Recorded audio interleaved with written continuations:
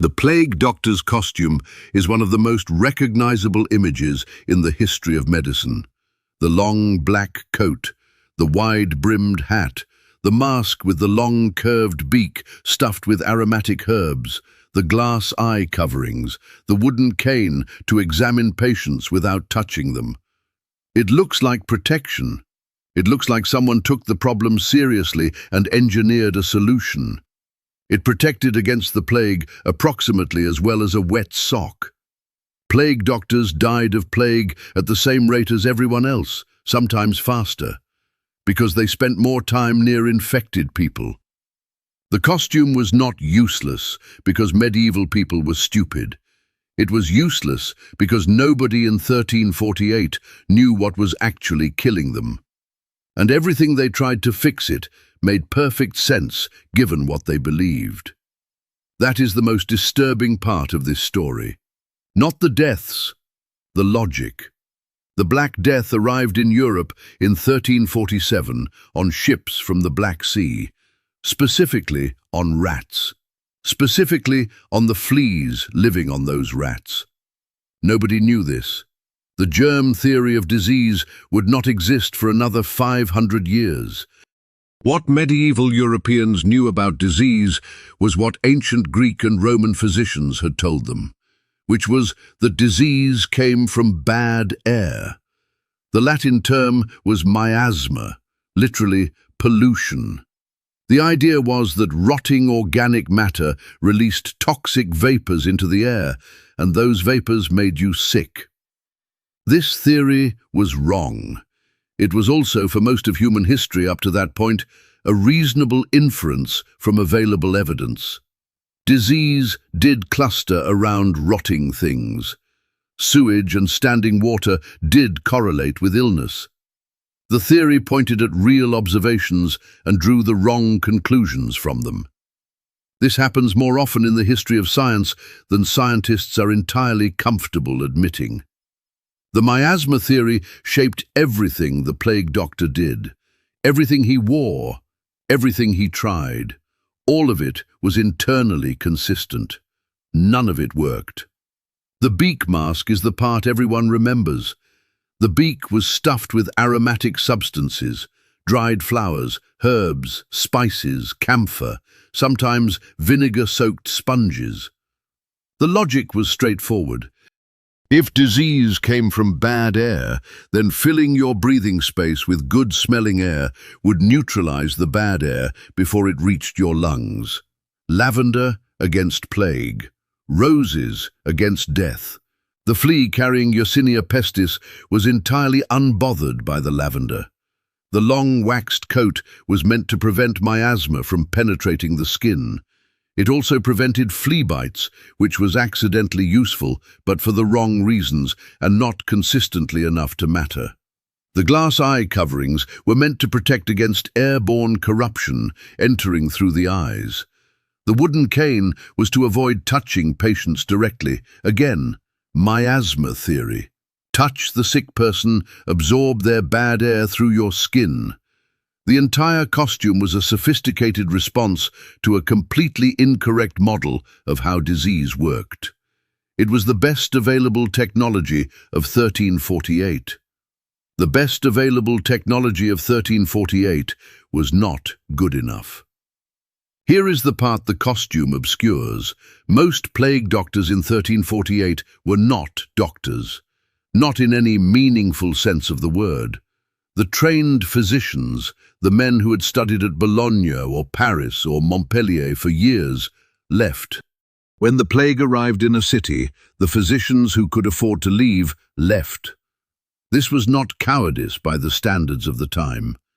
Medieval medical ethics did not require a physician to remain in a plague city any more than a modern accountant is required to stay in a burning building.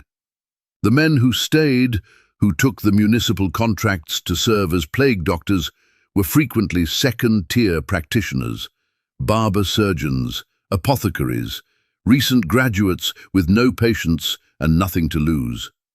Sometimes men with no medical training at all, who had been given a contract by a desperate city government that needed someone, anyone, to wear the costume and walk the streets. The contract typically paid well. It needed to. The life expectancy attached to it was not encouraging. The plague doctor's actual job had very little to do with medicine. He could not cure the plague. Nobody could cure the plague. The treatments available, bloodletting, lancing the buboes, applying hot poultices, ranged from ineffective to actively accelerating death. What the plague doctor actually did was record deaths. He walked from house to house, assessed the condition of the sick, certified deaths as plague-related rather than other causes, and reported numbers to the city government. This sounds administrative because it was administrative. It was also essential.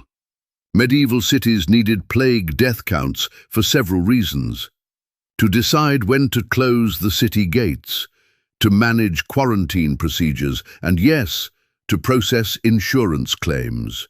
Because medieval Italian cities had life insurance. Not sophisticated modern life insurance, but contracts between merchants that functioned as death benefits. And those contracts required official certification of cause of death. The plague doctor was, among other things, a claims adjuster, in a beak mask. During the worst pandemic in European history, the paperwork did not stop for the apocalypse. It never does. The streets of a plague city in 1348 smelled like nothing you have ever encountered, and nothing you will ever encounter. Because modern sanitation has eliminated the specific combination of smells that a medieval city produced under normal conditions, and a medieval city under plague conditions was considerably worse than normal conditions. The bodies decomposed faster in summer heat. The carts that collected them could not keep pace with the dying. Florence lost between 1/3 and 1/2 of its population between March and September of 1348. Giovanni Boccaccio, who was there, described bodies lying in the streets because there was nobody left to carry them. He described oxen wandering through the city without handlers because their handlers were dead. He described pigs rooting through abandoned houses. He wrote all of this in the introduction to the Decameron, as a matter of documentary record, not as horror writing. Because by the time he wrote it, it had stopped being horrifying and become simply what had happened. The plague doctor walked through all of this every day with lavender in his beak. The lavender did not help with the smell. Nothing helped with the smell. Here is the reversal. While the plague doctors were walking the streets in their useless costumes, something else was happening that actually worked. It worked by accident. It worked because of the miasma theory, which was wrong, but which accidentally pointed at the right behavior for the wrong reasons. Quarantine. The city of Ragusa, modern Dubrovnik, issued the first quarantine order in recorded history in 1377. Ships arriving from plague-affected areas were required to anchor offshore for 30 days before anyone could disembark. The number 30 came from religious symbolism, not epidemiology. It was later extended to 40 days. The Italian word for 40 is quaranta. That is where the word quarantine comes from. The quarantine worked not because it kept out bad air. It worked because it kept out infected rats and the fleas on those rats. The right answer for the completely wrong reason.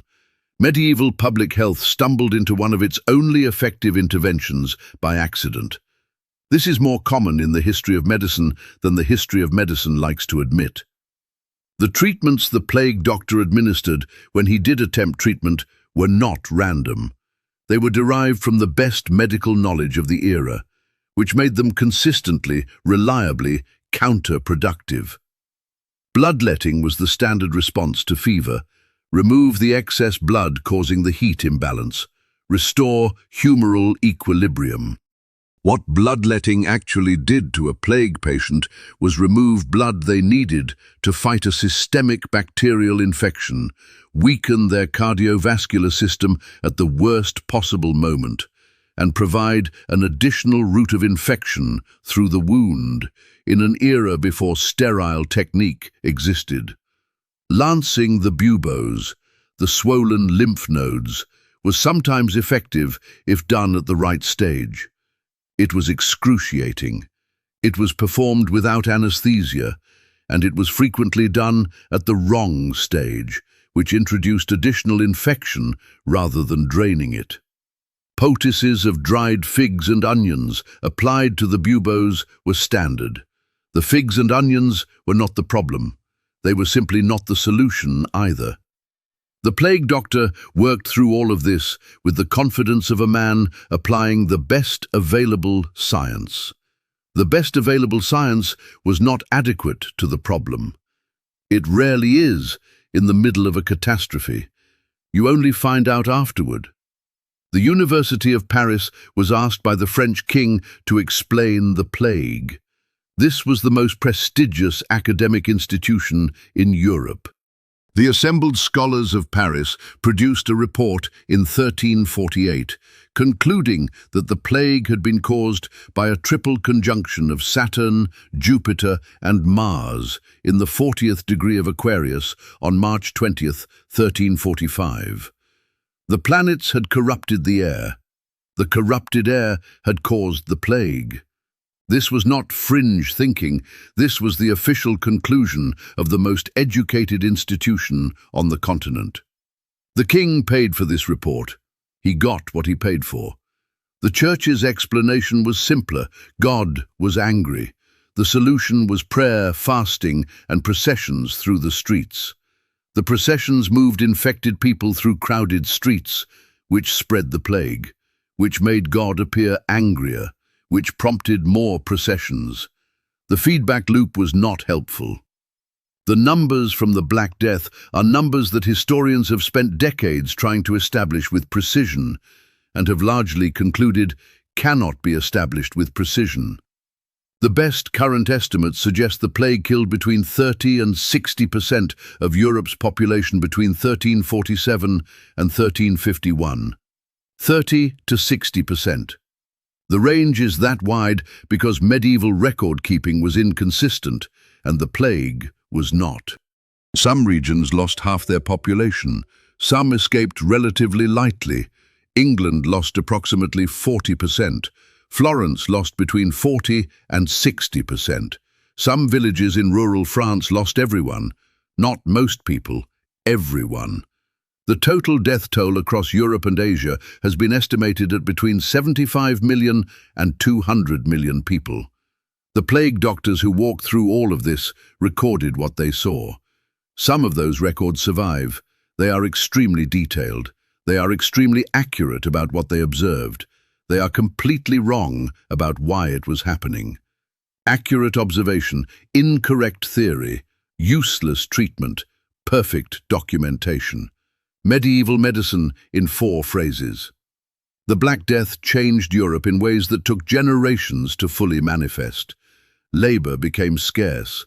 When 1/3 to 1/2 of the workforce dies, the survivors have leverage they never had before. Serfs who had been legally bound to their lord's land suddenly found that lords were competing for their labor. Wages rose, conditions improved, not immediately, not without resistance from the nobility who tried to legislate wages back down to pre-plague levels. But the demographic reality was stronger than the legislation.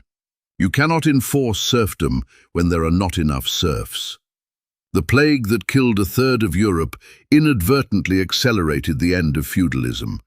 The plague doctors who walked through the dying cities did not cause this. They did not prevent it either. They recorded it, accurately, in their useless costumes, with their lavender and their wooden canes and their insurance paperwork, doing the job that needed doing, because someone had to do it. And most of the people who could have said no had already left town.